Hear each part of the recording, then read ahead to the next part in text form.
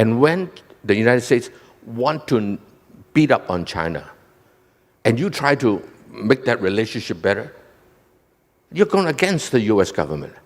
You think you will succeed? I don't think so. And in fact, nowadays, it is becoming unsafe to live in many parts of the world. I told you I went around the world twice in the last 6 weeks. And I saw homeless people in tents all over the place in many cities. And anti-Asian sentiment. It is just not safe. Most people are very short-sighted, number one. That's a problem. The second thing is they're very emotional. That's another problem. I feel bad for those foolish people who moved out of Hong Kong in the last 3 years. I think most of them will regret this decision within a short period of 1, 2, 3 years. 大家好，我是老吴。上一期关于陈启宗的节目，大家在评论区的反馈非常好，很多朋友都说之前根本没听说过他，看完之后感觉非常震撼。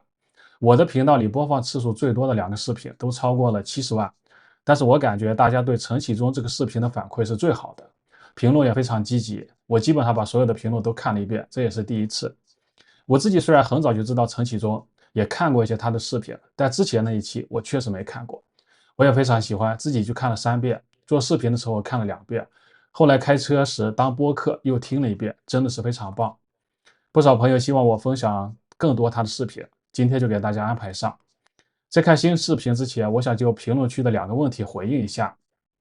第一个问题，评论区有不少声音在比较陈启宗、李世默、高志凯、张维为这些学者，会出现一种捧一个踩一个的评论。其实每个人都有喜欢的和不喜欢的，我觉得这很正常。我自己也有喜欢的优先顺序，但是我觉得最好不要去踩谁，因为大家可能只是单纯表达一种个人的喜好顺序。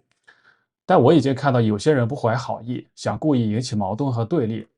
其实这几位专家都是代表中国在西方舞台上发声的人，喜欢的可以多看看，不喜欢的就不看，千万不要去踩谁。第二个问题，我看到了2个有意思的评论，说老吴像个老农民。其实我就是个土生土长的山西农民，不过我个人的经历比较奇葩，我学了8年的医，毕业后又不想当医生，就跑到保险公司干了1年，然后又去外企干了10年，之后在美国待了不到2年，2016年又移民到澳大利亚。在国外待了这么久，对西方的双标嘴脸应该说有非常深刻的认识，所以我的国籍一直是中国。以后有机会也许可以和大家分享一下我的这段奇葩经历。也许就是因为我像农民，所以不时看到有留言说不希望在视频里看到我出现。我之前从 YouTube 频道运营的角度给出过回应，但今天我想从另一个角度再说一下，我的频道我做主，来的朋友我都欢迎。如果你不喜欢我完全能理解，那我礼貌的请你离开。但是如果你在评论区留言缺乏对别人最基本的尊重，那我想说我的频道不欢迎你这样低素质的人来看。好了，言归正传，今天分享的视频是2023年7月陈启宗在格林尼治经济论坛的一场炉边对话。今天为大家选取的片段主要是他对香港前景的看法和对中美关系的一些深刻思考，以及观众问答环节。接下来我们就来欣赏陈启宗的这场精彩对话。I was with 2 very senior Singaporean friends of mine, dear friend of mine whom I respect tremendously. We spent 2 days together in Italy last week, 10 days ago, and they both are of the opinion that the heights, shall I say, of Singapore benefiting from the COVID and the plight of Hong Kong, that's already at the tail end of it. And by the way, Singapore the government is really brilliant. They're the top brains, and the top brains, they are so smart that they are too smart for their own good often. And they change policies very quickly, and so you go to a place that the government policy can change with a stroke of a pen, and so it's not a long-term solution. I think the grass is always greener across the fence. And so a lot of people see the ills of Hong Kong, and there's plenty of it. And I, for one, very few businessmen in Hong Kong criticize the local government. I, for one, have been criticizing the Hong Kong government severely. And you ought to hear what I say privately to these guys. Yeah. But beyond that, the grass is always greener. You always know your own ill far better than you know the ills of your neighbor. Right. And frankly, as I look around the world, and I travel a lot, as you know, the ills of the rest of the world to which people from Hong Kong have wanting to immigrate, I think they have no idea what they are getting into. Yep. I was in London not long ago. They have the Hong Kong people who moved, they have no idea. And this is, I mean, talking about investment bankers, talking about market, talking about the trend.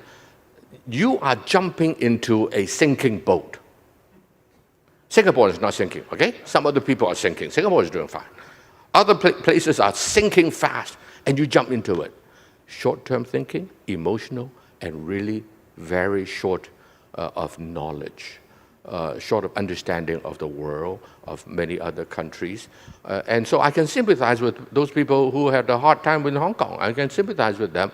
But on the other hand, those people, I guarantee you, don't know the ills of the places where they're going to. And I should say, welcome back. You welcome them back. But I'm not sure if we should, but anyway, that's another subject. That's another subject. How are we going to get them back or get that money that might have fled back? I mean, we've heard the grand promises of the Greater Bay. I went over to Macau recently with another reopening of Macau and that beautiful bridge that's going to link Zhuhai and, of course, Guangdong and Macau and Hong Kong. It's underused right now. Obviously, there's border controls and this and that. Do we have to wait until 2047 before we can freely travel around this region that you keep on touting as being one of the biggest per capita GDP areas that will ever be, and a manufacturing hub? I don't know if it's the biggest per capita GDP, but Well, as a total GDP is very, very big. That's true. I think, the GPA will be fine. I don't think there's a whole lot of things to worry about. So, would I bet on this region? You bet I will. Tell me another area, and I will tell you why not. And some of them I may not want to say it public here. You buy me lunch, I will tell you place by place around the world. I just went around the world twice in about 6 weeks. So I've been to a lot of places. And frankly, as I look around, I said there are very few places that are as good a place to invest as in Hong Kong, GBA, and indeed the rest of China. Okay, I know we're not going to talk about empty skyscrapers. Where does Hong Kong need to improve, though? I mean, we all know there's a disenfranchised youth, a section of disenfranchised youth. Not all of them are. But not everyone can go be investment bankers, or not everyone can... Thank God. What does Hong Kong need to do better? Every government can do far better. Every government. And so you talk about, people moving out and so forth. I grew up in the late 60s and I went to university in the late 60s and early 70s in the United States. California State? Yeah, I was in California, yes. Yeah. And those were the days of Vietnam War. And my friends, my classmates, all did three things: free love, drugs, and anti-Vietnam War. Okay? And a whole generation was wiped out. A whole generation.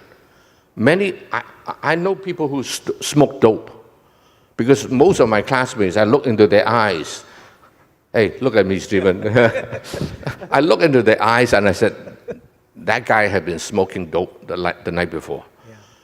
And so a whole generation was gone. In 1974, I entered MBA school at USC. And that was the highest number that my class has the most applicant in a long time. Why? Because the remnants of the anti-Vietnam War era and free love hippie culture, the remnant of it, who did not smoke enough dope to burn their brains, all got into MBA schools. And so for history to see a lost generation. It is a common occurrence. Yeah. It is a common occurrence, sad as it may be. And I have been singing this for the last 20 years. I said Hong Kong young people are now today relying on government handouts.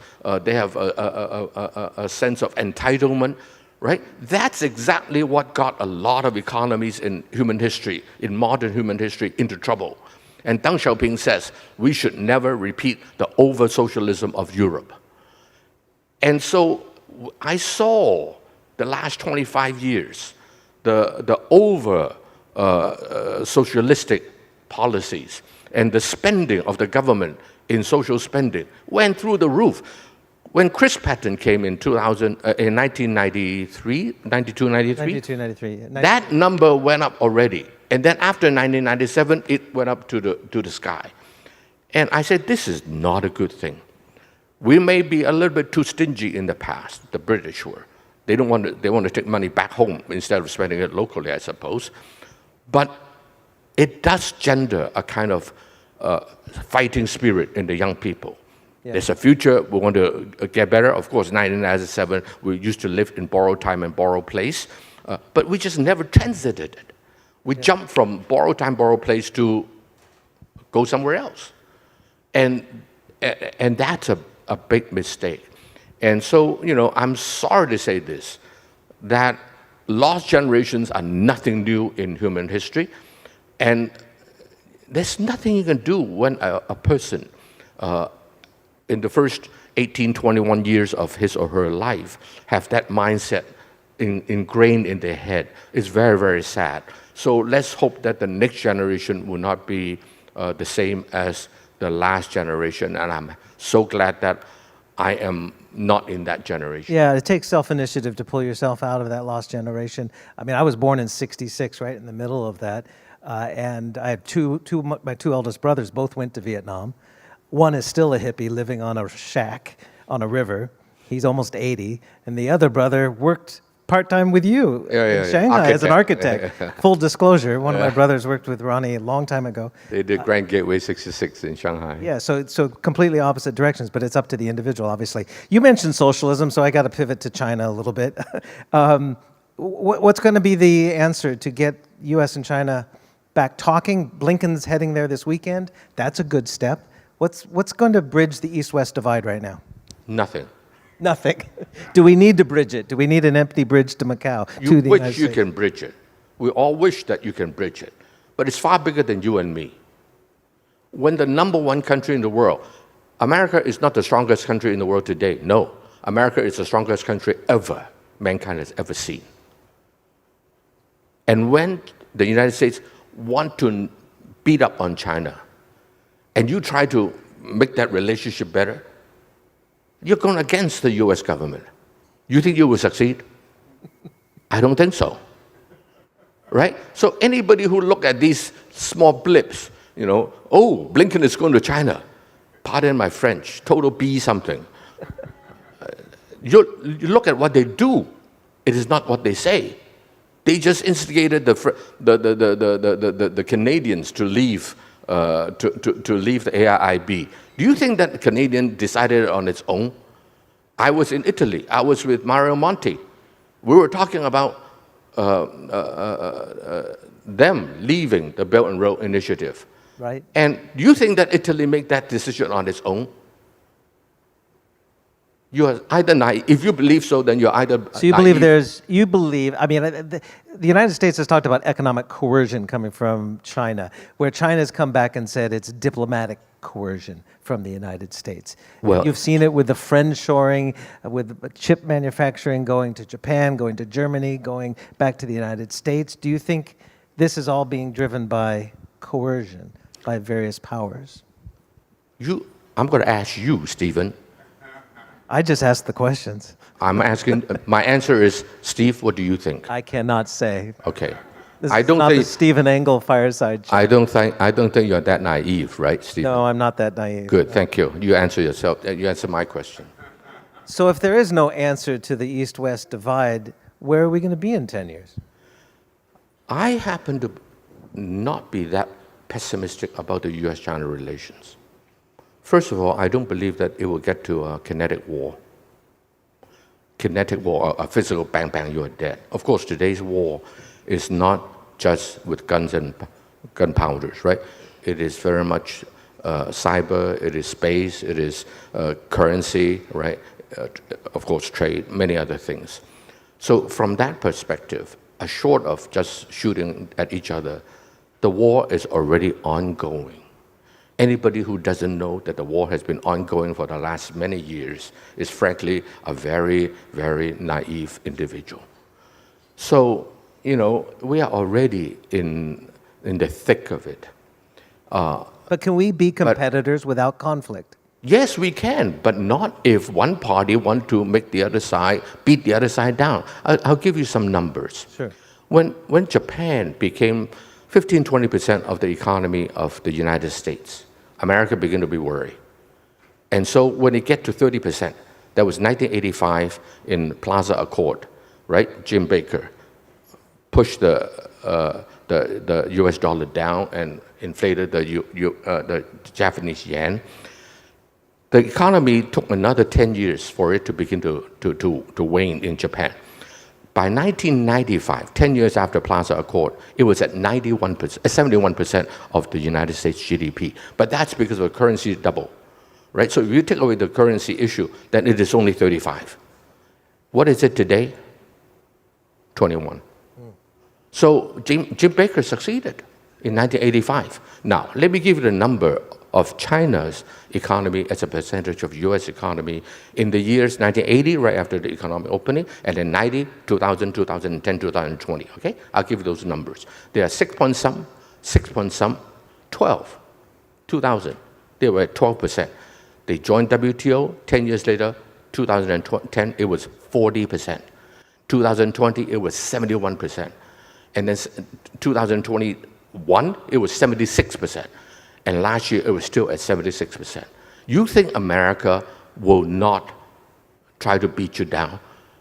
Read American history. Well, sure. I remember in the 80s when the U.S. auto industry came to Reagan and they said, you need to slap tariffs on the Japanese imports because they're killing us. And Reagan turned around and said, build a better car.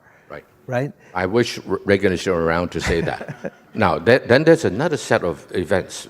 1993, there's a white paper on Asia Pacific in the United States that says that China was America's #1 enemy. That's 30 years ago, 1993.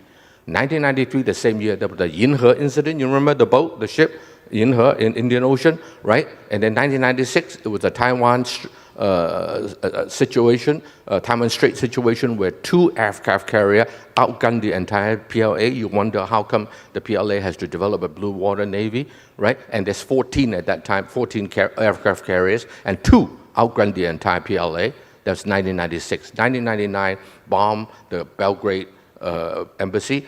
2001, there was the EP-3 spy plane, right? I asked Bob Gates a couple of months ago. I said, how come all these things are happening on the coast of China? What if it's happening in the coast of California and Oregon, right? What will happen? He said, we abide by international law. Okay. So if somebody else abide by the international law also, but they're in the California coast, what would you do? Now, mind you, all those things are military actions. So 93, 96, 99, 2001. And then you have pivot to Asia, you have Donald Trump, right? And then the break point came in 2021, March 18, 19, in Alaska. I won't go into detail because time is up. The young lady is standing there already. So nobody wants us to end. So the China has given up hope. The Alaska meeting. Let me tell you about this Alaska meeting. Why?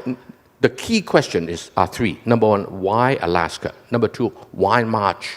End of March. Number 3, why 2 people showed up? Right? Yang Jiechi and Wang Yi. Right? Why both of them?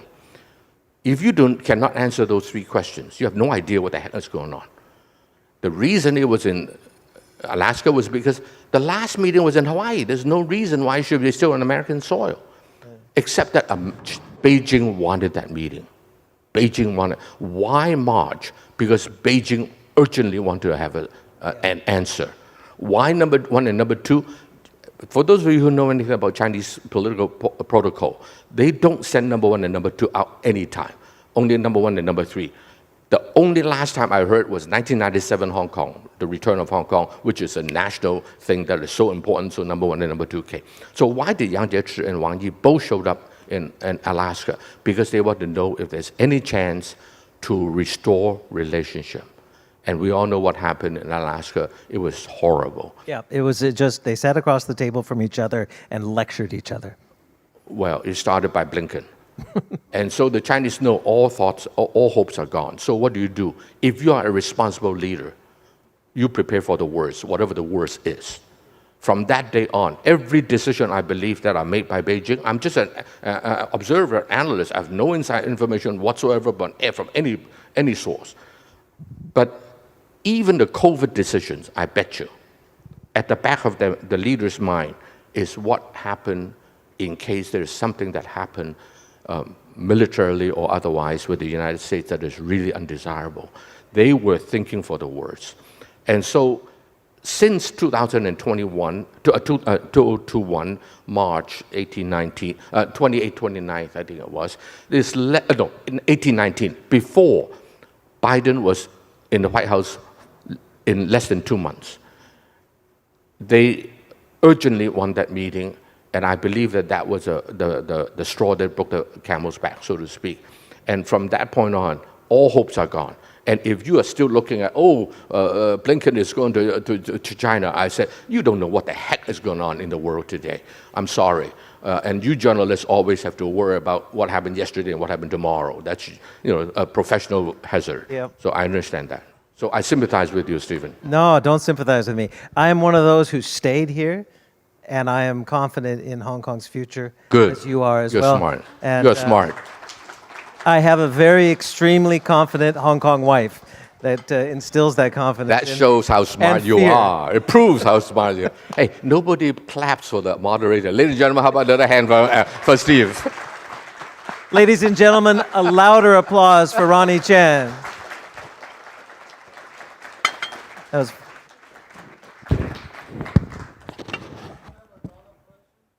Oh, do we have time for questions?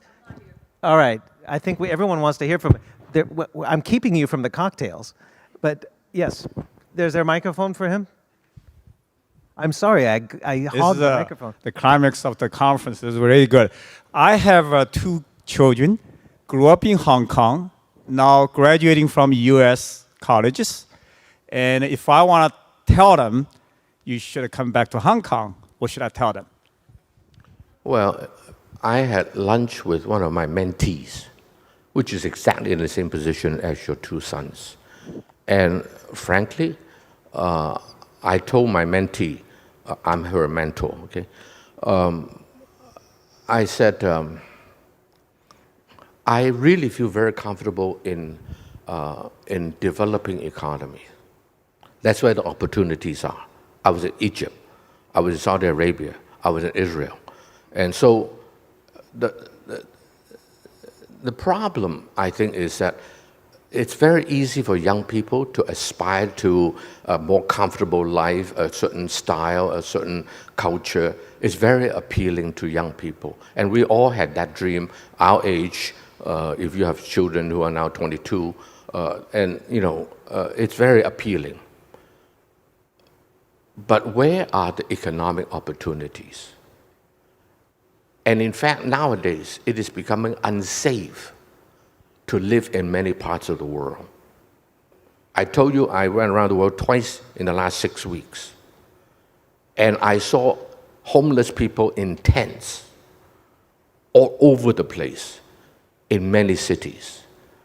And anti-Asian sentiment. It is just not safe. I'm not talking about politics. I'm not talking about ideology. I'm talking about personal security. And so I'm very fortunate that my son, when they were young, I took them to developing economies. So my son loves India, for example. And he lived like a local in Beijing when he graduated from university. So I think that the thought, the thinking of many people today still want to send the children to the West.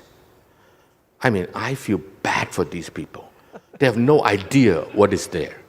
Hey, I did okay in the West. You were born in 1966. Yeah, and came to Asia in You're 1990. You're an old man now. But what about your sons? It is just not safe in many parts of the world. So I think that, for economic opportunities, I would go to developing economies, including China, but not exclusively.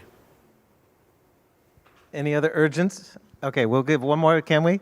We have time. Okay, so by listening to Mr. Chen's talking, so U.S. and China relationship is not a loss in translation; it's more like a loss in hope. Say that again. The U.S. and China relationship sounds like it's not like we are. No, just move the microphone away from your mouth. Yeah, right there. All right. That trick of the trade. Just not too close to the microphone, otherwise it goes like this. All right. Okay. Yeah. I've been KTV for too long, so that's why. So my question is, U.S. and China relationship sounds like we are not lost in translation, but lost in hope. So basically, we have to prepare for the worst. So what the worst situation could be in foreseeable future? Because recently we see, the military, the naval vessels almost collide in the Taiwan Strait, and this U.S. EP, whatever, the Surveillance 3 plane was kind of so-called harassed by Chinese PLA's jet. So First of all, why are the spy planes there in the first place? Right. So are we preparing for the worst of like a military conflict? So in the full scale, like in Basically, businesses have to prepare for contingencies. If you are a national leader, you always have to plan for the worst, right? Especially when I stated to you all a series of economic numbers and a series of military events, and then if you were in Beijing, in the position, what would you do? And so you have to prepare for the worst, right? And the worst can be anything. But I am hopeful that the Chinese are very rational. Consider the following fact. 10 years ago, it is unimaginable that a junior congressman in the United States can visit Taiwan. Unimaginable. Several months ago, Nancy Pelosi, as the Speaker of the House, went there. What did China do?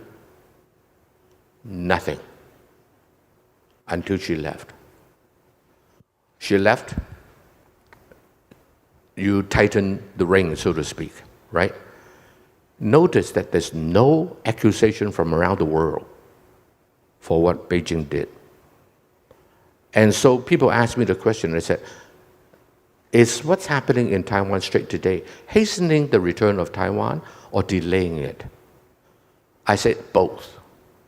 Hastening it in the sense that once there is opportunity for Beijing to do that, given the cost, the international cost, just like that Nancy Pelosi, nobody criticized them, right? You bet Beijing would take it back next time possible.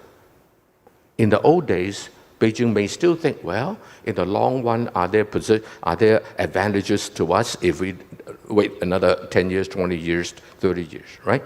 No more thinking. No, not possible. Next time there's an opportunity, they will take it. So in that sense, it's hastening it. But is it delaying it? Possible. Because of what America is trying to do. It's trying to stir up trouble in China. And China is so far very cool-headed not to fall into that trap. And that is not reacting, not overreacting. But you can also not react. If you not react, you will invite a lot more, scorpions and mice and everything else that will come out of the closet. So they have to react. But they have to react in a wise way, like the way they handled the Nancy Pelosi visit. And so I think that I personally am, on balance, when you analyze all the factors that I know of, I came to the conclusion that we should be able to prevent a actual war, but it doesn't mean that economic, and I don't think that China needs to go to war. There's a lot of economic means, a lot of cultural means, a lot of social means. There are many other ways to skin a cat. And so I think that China hasn't really used any of those economic means yet, right? So I think that I'm hopeful. And there's another aspect, another side of it, and that is I do believe that America is forcing itself to withdraw from the global sea. I just came back from the Middle East. I went there 3 times in the last 6 weeks. And both the Egyptian, the Israeli, the Saudi Arabian, the UAE, all tell me that America is no longer a force to contend with in that part of the world.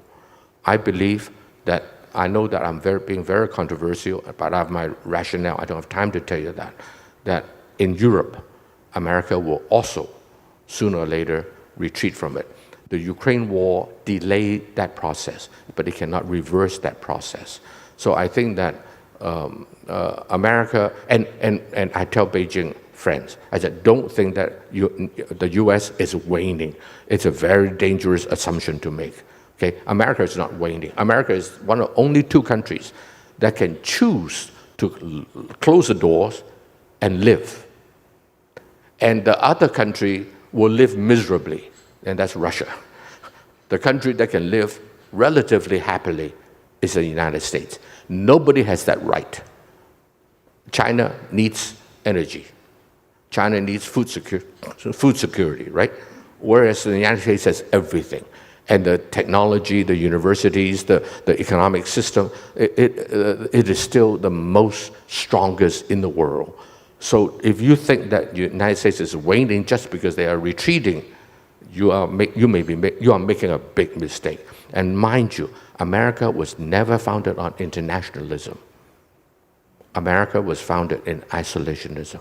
Monroe Doctrine of 1823, exceptionalism of the 19th century, Roosevelt corollary of 1904, not joining the League of Nations, the trade retreating in the 1920s. America is a country that is rooted in isolationism. So if America, it was only forced out because of World War II. So if America were to retreat back to isolationism to some form or another, what's so new? Read history.